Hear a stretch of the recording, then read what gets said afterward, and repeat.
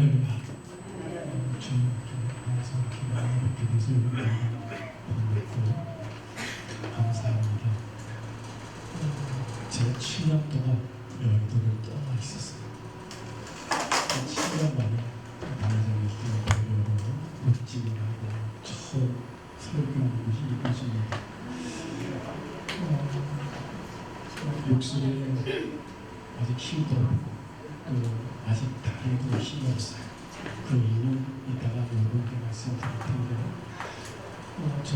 저 박사와 동기이신 우리 이성민 목사님께서 제가 오늘의 복직한 거를 너무 축하하면서 미용 선교의 설교를 부탁을 하셨어요. 그래서 저는 아직 안 되는데 그래도 부탁이라 미용 선교인 줄 알았더니 이렇게 합쳐져서 사에서 미용 선교에 이렇게 설교를 하게 되었는데 어쨌든 하나님께서 저를 붙들어 주실 줄로 믿습니다.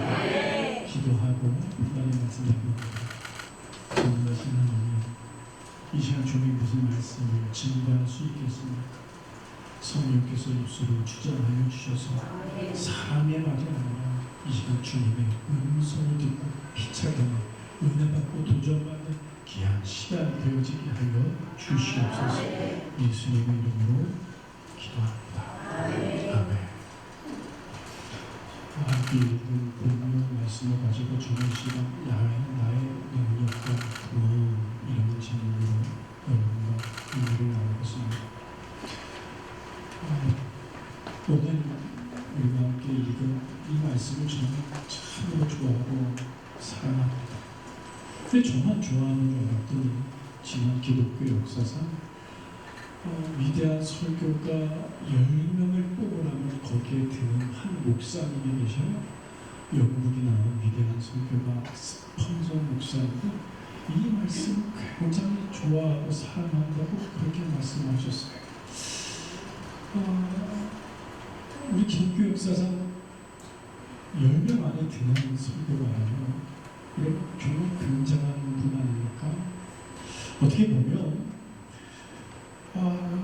굉장히 화려한 목회를 했다라고 얘기할 수 있겠죠.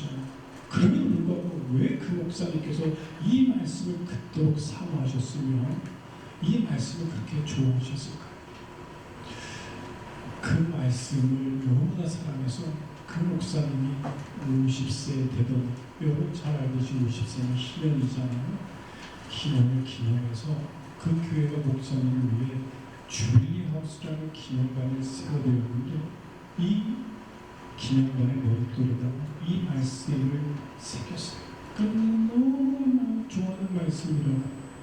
그렇게 화려한 목회를 하셨던 분이 왜 기념관의 돌비에다 이 말씀을 새길 정도로 이 말씀을 그렇게 사모하셨을까? 이 말씀을 통해서 받은 은혜가 너무나 크기 때문에 이 말씀에 의해서 멈출 수가 없었던 것이죠. 오늘 우리 본문을 통해서 예수를 믿게 되었다는 것이 얼마나 큰 은혜이며 큰 축복인지, 그리고 얼마나 대단한 건지 깊이 깨닫는 시간이 됐으면 좋겠어요. 왜 그렇습니까?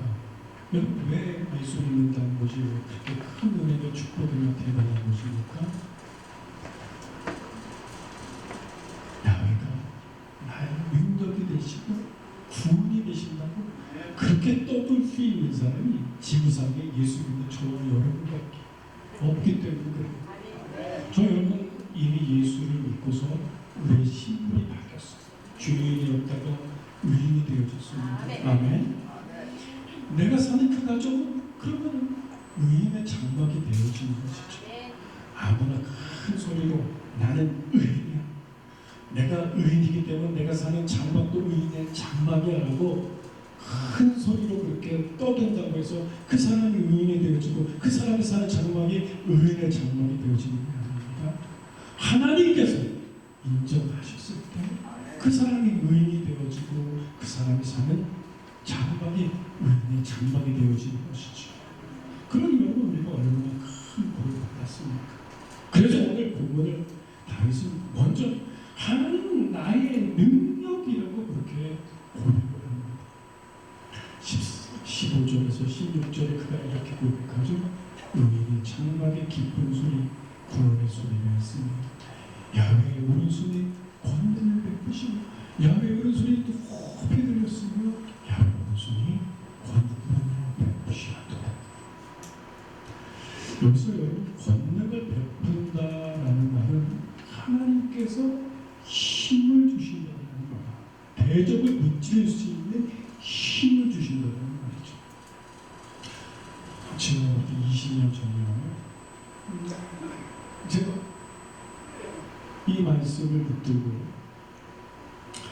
동네를 이제 산보를 하는데 해가 지기 직전에 바로 집 앞이 공원이라 공원 산보를 하고 있는데 그냥 놀기 원하니까 말씀을 계속해서 암송을 했습니다. 의인의 장막의 기쁜 소리, 구원의 소리가 있습니다. 야훼의 오른손이 권능을 베푸시다. 야훼의 오른손이 높이 들렸습니다. 야훼의 오른손이 권능을 베푸시도다. 계속해서 제가 묵상을 하면서 산보를 하다가 그런데 갑자기 제가 사는 아파트를 보게 됐어요. 그래서 이런 생각이 드는 거예요. 하나님 보시기에 나는 왜 이러지? 그럼 내가 사는 장막은 하나님 말씀하셨잖아. 그게 장막이라. 그런 순간 갑자기 하나님의 오른손이 우리 집을 다 덮고 계시는 거예요. 붙들고 계시는 거예요. 제 영안이 활짝 열려갖고 눈을 비비고 다시 봤어요. 와, 그렇게 생생한 체험은 처음이었어요. 그런데 이런 생각이 들어요. 하나님, 그 아파트에 저만 예수 믿는 건 아니잖아요. 층층마다 하나님 교회가 붙어있는 집이 한두 집이 아닌데 그 집도 의인의 장막 아닙니까? 그런 생각이 드는 순간 하나님의 손이 그 집집마다 붙들어 계시고, 이런 큰 은혜를 체험하고 나서 저는 이 하나님의 말씀을 인생 끝까지 붙들게 되어졌어요. 이 말씀을 붙들고 내 입술로 선포하고 믿음으로 나아갈 때마다 하나님이 내 무릎이 힘이 빠져서 주저앉고 싶을 때 다시 나를 일으켜 주시고, 넘어졌을 때 나를 다시 일으켜 주시고, 대적을 무찌를 수 있는 지혜와 힘과 용기를 주셔서 그때마다 넉넉하게 이기게 해준 줄 믿습니다. 오늘 예수 믿는 사람 그렇게 호락호락 쓰러지는 존재가 아닌 줄 믿습니다. 세상 사람들이 보기에 별로 가진 것도 없고, 세상 사람들이 보기에 별로 배운 것도 없고, 그냥 초라한 사람인지 몰라요. 그러나 하나님 눈에 보기에 저 여러분은 엄청난 사람들이에요. 그래서 하나님께서 오른손을 높이 드시고 저 여러분 한 분 한 분 그 가정 의인의 장막마다 붙들고 계신 줄 믿습니다. 그 사람을 여러분 누가 이길 수 있겠습니까? 그 사람을 누가 넘어뜨릴 수 있겠어요? 그래서 사도 바울이 고린도 후서 4장 7절에서 이렇게 고백합니다. 우리가 이 보배를 질그릇에 가셨소. 이는 능력의 힘이 큰 것이 하나님께 있고 우리에게 있지 아니함을 알게 하려 합니다. 우리가 사바구 교쌈을 당해도 쌓이지 아니하며 답답한 일을 당해도 낙심하지 아니하며 핍박을 받아도 버림받지 아니하며 거꾸로 기림을 당해도 망하지 않아요. 바울이 말한 것처럼 여러분 우리는 오두기처럼 쓰러졌다가 다시 일어난 줄 믿습니다. 거꾸로 기림을 당해도 절대로 망하지 아니하여 죽는 것 같아도 절대로 죽지 않습니다. 왜? 그 능력의 오른손이 저와 여러분을 붙들고 계시기 때문에 그런 적이 있습니다. 또 오늘 다윗은 야훼는 나의 구원이라고 그렇게 고백합니다. 118편 전체를 읽어보면 다윗은 정말로 삶의 어려움을 많이 당했던 사람이었고, 오늘 본문에서도 참 위기라는 사실을 우리는 발견할 수 있어요. 본문의 10절에 보니까 열방이 나를 에워쌌다고 말합니다. 모든 사람이 저처럼 나를 포위했다라고 그런 굉장한 위기를 느꼈어요. 12절에 보니까 저희가 볼때와 같이 나를 에워싸서 나를 죽이려고 달려들었다고 말합니다. 얼마나 위기입니까? 그러나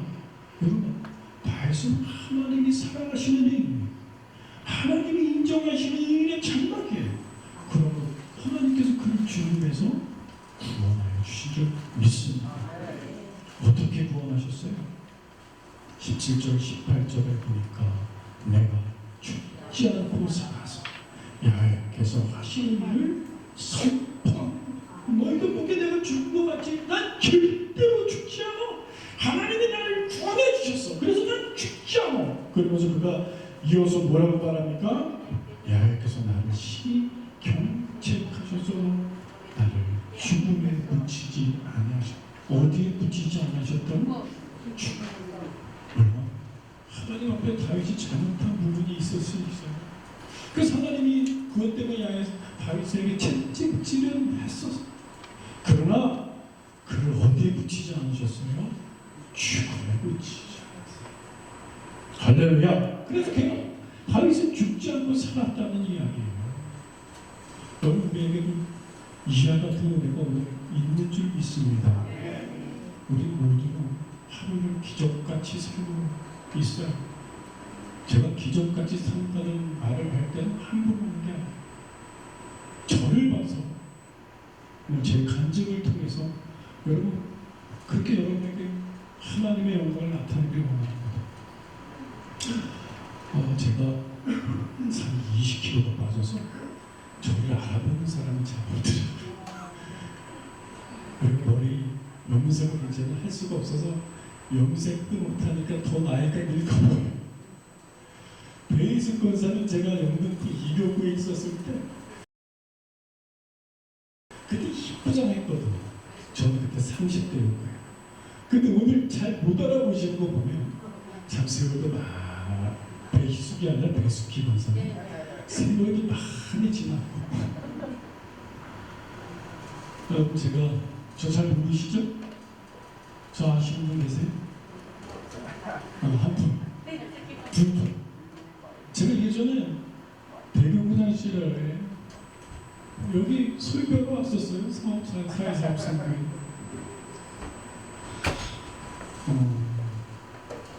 제가 2015년에 동대문 성전 단위로 발령을 받았습니다. 그때 처음 국장을 해줬죠. 그리고 다시 1년 만에 방송국장으로 왔다가 그다음 주로 대교구장으로 사역을 했다. 다시 총회 사무국장이 되어져서 이제 제가 아까 7년을 떠났다 그랬잖아요. 총회 사무국장으로 4년 동안 승리했습니다. 여러분 총회가 뭘 하는 데인지 잘 모르시죠? 쉽게 말하면 이 총회는 정치 일번지라고 생각을 하면 돼요. 이번 목사님, 교단에 소속된 모든 목사님들의 행정을 지원하는 부서이기도 합니다. 저 사무국장으로 4년 동안 있으면서 정치 일번지 제가 있다 보니까 듣고 안 듣고 들었고 안 들었고 다 여과 없이 다 제가 받아내야 되니까 점점 저의 영성이 참 나름대로 준비를 한다고 해도 계속해서 나락으로 빠지는 것이었어요. 그 1년이 아니라 4년 동안 그렇게 처음에 있다 보니까 참 제 영혼은 너무나 피폐해지고 황폐해졌습니다. 그러다가 4년 만에 제가 광명성전 단로 부임을 하게 되어졌어요. 그 당시 코로나로 인해서 제가 광명성전에 부임을 했더니 예배를 교회 나라에서 못 드리게 하는 교회 예배가 죽어 있었어요. 기도의 불이 꺼져 있었어요. 제 영혼도 피폐한 상태에서 교회의 상황이 그러니 제가 하나님 앞에 더 새벽마다 매달릴 수밖에 없었어요. 하나님, 나를 구원해 주옵소서. 그렇게 기도를 하면서 성도님들이 한 분 두 분씩 오기 시작하면서 새벽 기도의 불이 다시금 타오르기 시작하다 어느 제가 부임한 지 석 달이 되던 시점에 10월 달이었어요. 그날은 선교사님이 와서 설교를 하기에 제가 이제 사회를 보게 되었어요. 그런데 사회재석에 앉았는데 맨 처음에 소화가 안 되는 줄 알았어요. 그럼 점점 몸이 이상한 거예요. 나중에는 참기가 힘들 정도로 너무나 힘든 상황에서 식은땀을 흘리면서 똑바로 앉지도 못하고 비스듬하게 골터 앉았어요. 목사님이 말씀을 마치면 빨리 나가야 되겠다. 그 생각밖에 없었어요. 너무나 힘들었어요. 제 모양이 그러니까 뒤에 있는 제 집들도 다 목사님이 지금 안 좋구나 라고 눈치를 채고 있었죠. 그러고 나서 말씀을 마치면서 화장실을 가자마자 제가 토하기 시작했는데 그 세면대에다가 2번 피를 토했어요. 피를 토하고 났더니 혼미해지더라고요. 어떻게 할 수가 없네요.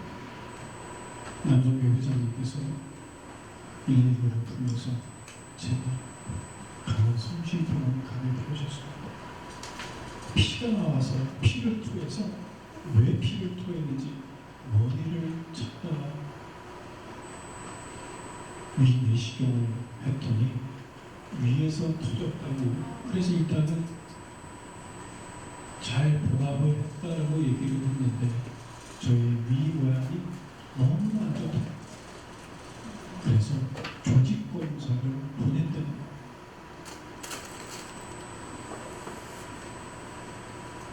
근데 조직 검사는 여러분 한 번에 발견이 되면 굉장히 운이 좋은 거고요. 물론 안 발견돼야 되겠죠. 아니라는 거예요.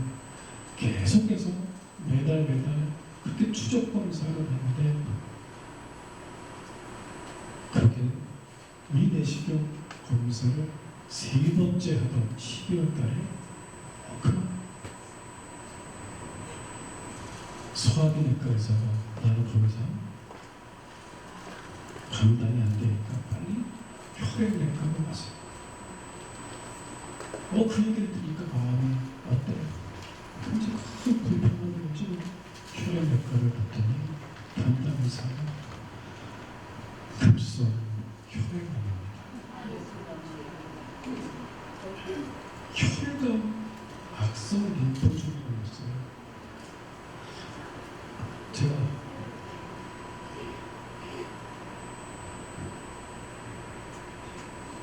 8년 전에도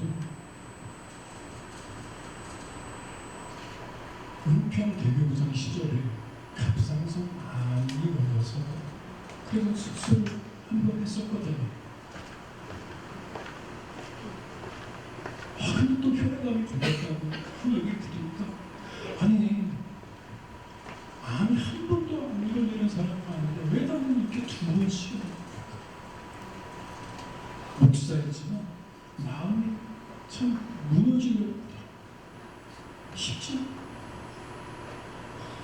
급성으로 와서 혈액암 거의자가 어디에 있다라는 얘기를 들었음에도 불구하고 갈 수 있는 그게 아니고 병원에서는 빨리 날짜를 잡아서 일단은 얼마큼 내 몸에 암이 퍼졌는지 골수 검사를 하고. 골수 검사 해보셨어요? 진짜 아파요. 그 의사가 좋은 사람 만나야지, 잘하는 스킬이 있는 사람 만나야지, 잘못하는 사람 만나면 정말 죽어요. 잘못하는 사람이 걸려가지고 제가 너무나 힘들었어요. 그러고 나서 꼼짝 못하고 그렇게 집에서 누워있다가 다시 3일 있다가 이제 하나님을 투여할 수 있는 케모포트라는 걸 가슴에 여기를 째고 심장을 막바로 관을 꽂기 위해서 케모포트 시술을 했어요. 그것도 33일 동안 꼼짝 못하고 누워있다가 그 다음 날에 오늘 입원을 해갖고 중환자실에서 항암을 받았습니다. 처음 항암을 받았을 때는 그래도 내 체력이 있어서 힘을 들지 견딜만 했어요.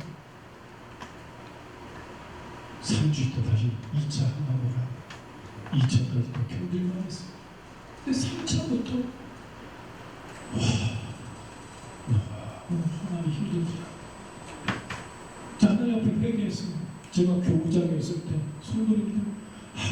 잘한다 했을 때 내가 그 고통이 얼마나 대단한 고통인지 힘든지를 알지 못하고 그냥 기도를 해줬던 이게 내가 아파 보니까 너무나 힘든 거였어요. 내가 성도를 위해서 기도를 해준다고 했지만 가식적으로 기도를 해주고 너무나 힘들었어요. 왜 3주에 한 번씩 항암을 하냐면 내 몸에 모든 균을 이 혈액을 통해서 다 죽이는 거예요. 그러면 내 몸의 면역력까지 떨어져서 2주 정도가 되면 완전히 바닥을 찍죠. 그러다가 다시 어느 정도 회복이 되어지면 3주차 때 다시 항암을 하는 거예요. 근데 그것도 컨디션이 안 좋으면 혈액 검사에서 3주째 항암을 못 들어갈 수도 있죠. 근데 하나님의 은혜로 자 꼬박꼬박 3주마다 총 6번에 걸쳐서 항암을 했어요. 항암을 했더니 머리가 하나도 없고 얼굴은 피골이 상접해서 20kg가 빠졌고 그리고 항암의 후유증이 뭐냐면 항암이 너무 독하기 때문에 이걸 견디기 위해서 아주 강한 스테로이드 약을 처방을 해줘요. 이 스테로이드는 그 아픈 부위에 주사를 놓기도 하고 운동하는 사람들이 녹음하기도 하고 이 고단백 영양제는 아니고 고단백질 약이죠. 이거를 먹으면 후유증이 딸꾹질이 나오는데 그냥 뭐 음식을 잘못 먹어서 딸꾹질을 하면 물 마시면 혹은 숨을 참으면 딸꾹질이 멎잖아요. 근데 이거는 먹지를 않아요. 한번 딸꾹질이 나오면 몸도 힘이 없는 상태에서 딸꾹질을 해보세요. 진짜 너무나 힘들어요. 근데 내가 깨어있을 때 딸꾹질이 나오면 괜찮은데 자다가 딸꾹질이 나와요. 그러면 잠도 못 자고 그 제가 하는 일은 또 항상 유튜브를 틀고서 원래 목사님, 강현장 목사님의 그 설교를 통해서 힘을 받고 찬양을 통해서 힘을 받는 거죠. 그러면서 하나님의 이 말씀을 계속해서 붙들었어요. 의인의 자말을 기쁜 소리, 구음의 소리가 있으며 야훼 소리, 권능을 베푸시며 야훼 소리 높이 일었으며 야훼 소리 권능을 베푸시는다. 내가 죽지 않고 살아서 하나님께서 하시는 일을 선포하시고 그래 내가 죽지 않고 살아서 하나님의 증인이 되어줘야지. 그렇게 시간 여러분 이 마귀는 내 틈을 끊임없이 노려서 낙심하게 하고 그래서 두렵게 하고 힘들게 하고 의심하게 하고 여러분 목사도 아프니까 똑같아지더라.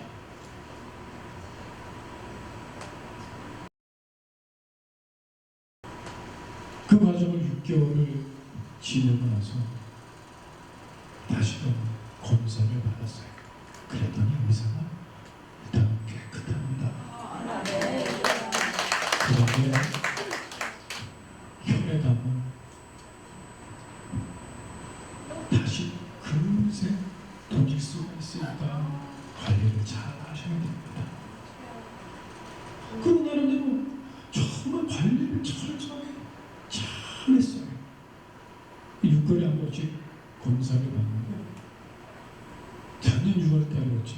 1년이 된 시점에 병원을 갔더니 이 목젖이 좀 이상하대요. CT를 보통 목, 가슴, 배 3종 CT라고 불러요. 그래서 이상하대요. 그래서 이어서 PET-CT라는 걸 또 찍지.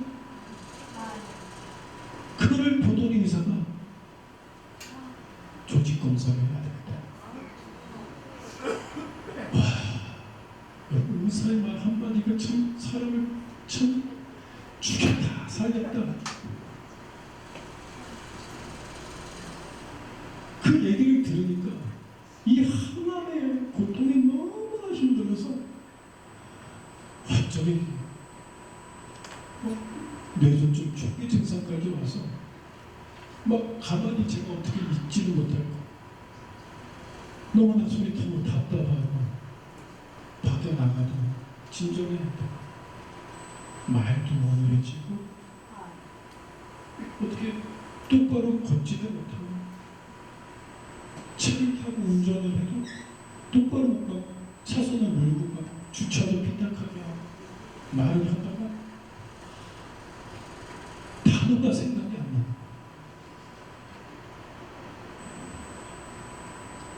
그때가 더 맨 처음에 항암이라는 진단을 받았을 때보다 그때부터 저희는 힘든 시기였어요. 그래도 붙들고 하나님밖에 없잖아요. 누굴 제가 의지하고 누구를 믿겠습니까?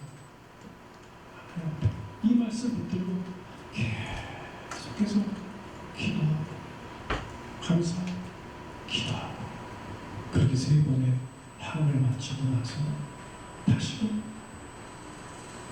작년 1월 달에 12월 달에 관내 판정을 받았고 그리고 복직하기에 앞서서 지금 6개월 한 것이 지난 6월 달에 다시금 검사를 했던 의사가 깨끗하고 할렐루야. 제가 이제 건강해지려고 열심히 운동하다가 그만 또 부딪혀갖고 여기 왼쪽 회전근개가 완전히 파열이 됐어요. 그래서 복직할 때는 제가 이런 상태로 복직해서 지금 2달이 돼갖고 지금 이제 이 보조기구를 떼었는데 지금도 너무 아파서 잠을 못 자요. 여기 나사 5개를 해갖고 여기 회전근개 이렇게 얽어매거든. 그리고 하나님이 나를 사랑하시니까 2년 반 동안 휴직해 내고 국장으로 여러분 다시 발령받을 수 있어요? 강의사님께서 물론 하나님의 은혜지만 특별한 은혜를 베풀어 주셔서 저를 다시 또 불러주셔서 온 가족 행복나는 연구소장으로 세워준 줄로 믿습니다. 하나님께서 나의 구원이 되셨기 때문에 내가 죽지 않고 살아서 야외 행사를 선포하는 사람에 대해서 이 자리에 서서 여러분 함께 예배드리고 있지 않습니까? 할렐루야. 하나님께서 나를 경책하시길 하셨지만 어디에 붙이지 않으셨어요? 죽음에 붙이지 않으셨어요. 위기에서 건져주셨어요. 망하는 데서 나를 붙들어 주셨어요. 할렐루야. 그리고 예수 믿는 사람은 쉽게 죽지 않습니다. 질병 때문에 죽지 않습니다. 여러분 병이 들었다고 두려워하지 마세요. 그렇게 쉽게 죽지 않습니다.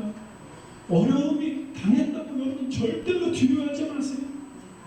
우리는 하나님이 부르시기 때문에 죽는 것이요. 할렐루야. 하나님께서 부르시기 때문에 죽는 거예요.